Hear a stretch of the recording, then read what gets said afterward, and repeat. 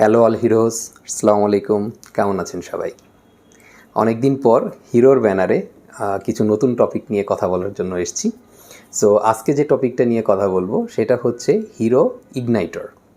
Hero Ignitor 125 সিসির সেগমেন্টে বাংলাদেশের একটা one of the premium bike এবং খুবই জনপ্রিয় একটা বাইক বর্তমানে। এটা আমরা 2018-র মাঝামাঝি লঞ্চ করেছিলাম এবং তখন থেকে এটা ব্যাপক সাড়া পেয়েছে। জনগণ খুব পছন্দ করেছে হিরোর ইনিশিয়াল লুকটা। বিশেষ করে এখন ইগনাইটরের টেকনো ভার্সন চলছে, যেটাতে আইভিএস আছে, অর্থাৎ সামনের এবং পেছনের চাকা একসাথে কম্বি ব্রেক সিস্টেম আছে এবং এটাতে i3s আছে। সো বিভিন্ন ফিচার, লুক, মাইলেজ, কমফোর্ট এবং মানে 125 সিসি একটা বাইকের মধ্যে 150 সিসি বা এই সেগমেন্টের ফিলিংস পাওয়া, প্রিমিয়াম ফিলিংস পাওয়ার একটা বাইক হচ্ছে ইগনাইটর। বাট এত কিছু থাকা সত্ত্বেও ইগনাইটর বাইকের একটা জিনিস নিয়ে কাস্টমারদের মধ্যে একটা কমপ্লেইন বা একটা আমি বলবো কনফিউশন আছে, সেটা হচ্ছে যে এটার ইঞ্জিন সাউন্ড।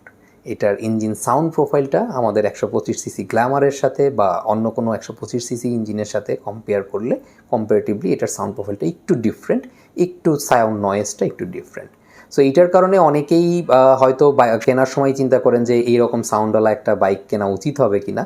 বাট আমরা এখন খুব প্রাউডলি বলতে পারি আমাদের কাস্টমাররাই এটা অ্যাকনোলেজ করেন বা আমাদের যারা ইউজার আছেন তারা অ্যাকনোলেজ করেন যে না, এই বাইকটার যদি এই সাউন্ডটাকে কেউ ইগনোর করতে পারে, অসাধারণ একটা বাইক, অসাধারণ পারফরমেন্স।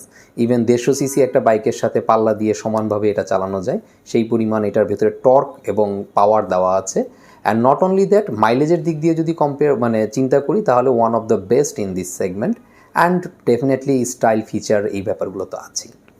সো আজকের পয়েন্ট হচ্ছে ওইটাই যে ইঞ্জিনের সাউন্ড এটা আসলে কেন হয়, কিভাবে হয় বা হলে কি করব। প্রথম কথা হচ্ছে যে আমিও স্বীকার করে নিচ্ছি এবং এটা R&Dও স্বীকার করে নিয়েছে যে হ্যাঁ, এটার সাউন্ড প্রোফাইলটা একটু ডিফারেন্ট।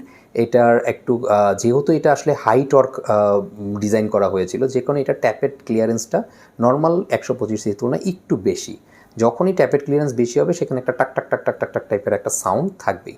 এটা ইনিশিয়ালিও থাকে এবং যখন ইঞ্জিনের টেম্পারেচার আরও বেড়ে যায়, তখন গ্যাপটা আরও বেড়ে যায়, তখন সাউন্ডটা আরও একটু বেশি হয়। সো এই সাউন্ডটার জন্য কোনো প্রবলেম হবে কি না, দেখেন ইঞ্জিনের সাউন্ডে আসলে আমার কি সমস্যা? ইঞ্জিন তো সাউন্ড করারই কথা, সে তার ভিতরে এত কিছু মুভ করছে, ভিতরে আগুন জ্বলছে, বিস্ফোরণ হচ্ছে, তো ও তো সাউন্ড করবেই। বাট সাউন্ডটা আমাদের কেন প্রবলেম? কারণ আমাদের মাথায় একটা জিনিস গেঁথে গেছে যে সাউন্ড মানেই হচ্ছে ইঞ্জিনের কোনো একটা সমস্যা। সো আমরা আসলে কীভাবে বাইকের পারফরমেন্স ঠিক আছে কিনা কীভাবে বুঝি? আমরা বুঝি বাইকের পারফরমেন্স স্মুথ আছে অথবা স্মুথ নাই। স্মুথ মানে কি, কোনো এক্সট্রা নয়েজ নাই, আওয়াজ নাই, আওয়াজ একদম পানির মতো, হ্যাঁ, মাখনের মতো চলছে গাড়ি, গিয়ার শিফট করছি কোনো শব্দ নাই, আমার চেইন থেকে কোনো নয়েজ নাই, ইঞ্জিন থেকে কোনো এক্সট্রা নয়েজ নাই। সো আমরা ধরে নিই এটা একটা স্মুথ গাড়ি, সব কিছু ঠিক চলছে। আর যখনই কোনো একটা এক্সট্রা নয়েজ হয় তখনই আমাদের ব্রেইনে প্রথমেই ক্যাচ করে নিশ্চয়ই কিছু একটা গড়বড় হয়েছে, নাহলে এরকম আওয়াজ কেন আসছে। অ্যান্ড দ্যাট ইজ আমাদের কমপ্লেন, যে ওইটাই আমরা ফিল করি যে এটা মনে হয় কোনো একটা সমস্যা, ইঞ্জিনের ভিতরে বোধহয় কিছু একটা ঠিক নাই, কিছু একটা নষ্ট হয়ে গেছে, এই জন্য এটা এরকম আওয়াজ করছে। সো এটা ইন আ সেন্স ট্রু, কারণ আপনি যদি একটা গ্ল্যামার বাইকার ইউজার হন এবং সেখান থেকে যদি আপনি ইগনাইটরের মতো আওয়াজ পান, তাহলে ডেফিনেটলি আপনার ট্যাপেটের গ্যাপ বেড়ে গেছে। বাট যেহেতু এইটা বাই ডিজাইনই এটা ট্যাপেটের গ্যাপটা বেশি, সেহেতু এই নয়েজটা এইটার জন্য স্বাভাবিক। সো আপনি নতুন ইঞ্জিনে যে সাউন্ডটা পাচ্ছেন সেই সাউন্ডটা গরম হওয়ার পরে আরেকটু বেড়ে যাবে, সেই পর্যন্ত ঠিক আছে। যদি ওই পর্যন্ত ঠিক থাকে তাহলে আপনার ইঞ্জিনে কোনো প্রবলেম নাই, এটা সাউন্ড করছে, সাউন্ড করতে দেন, এটা নিয়ে আপনাকে টেনশন করার দরকার নেই।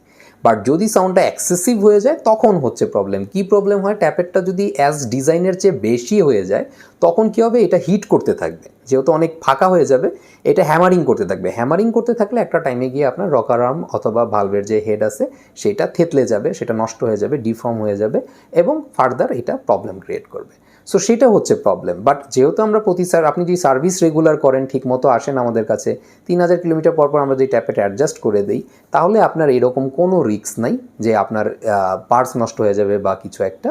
এবং এটার যে সাউন্ড সেটাও আসলে কোনো খারাপ কিছু না, এটা ইঞ্জিনের নেচার, বাই নেচার এটা বেশি সাউন্ড ক্রিয়েট করে, কারণ ওর টর্কটা বেশি এবং এই কারণে এটা 150 সিসি একটা বাইকের সাথেও সুন্দরভাবে পাল্লা দিতে পারে।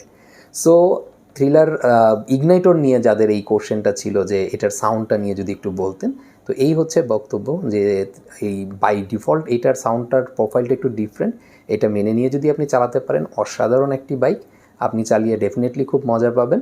আর ট্যাপেটটা যদি আপনি রেগুলার অ্যাডজাস্ট করেন আমাদের অথরাইজড ওয়ার্কশপ থেকে, আপনার চিন্তার কোনো কারণ নেই, কোনো পার্টস ড্যামেজ হবে না এটার জন্য। যদি ড্যামেজ হয়, হিরো তো আছেই 5 বছর আপনার সাথে, সম্পূর্ণ ওয়ারেন্টি সাপোর্ট নিয়ে ইচ অ্যান্ড এভরি পার্টস আপনি সম্পূর্ণ ফ্রি অফ কস্টে পেয়ে যাচ্ছেন। সো চিন্তা কিসের। সো ভালো থাকুন, হিরোর সাথে থাকুন। আগামীর কোনো ভিডিওতে আবার দেখা হবে। আসসালামু আলাইকুম।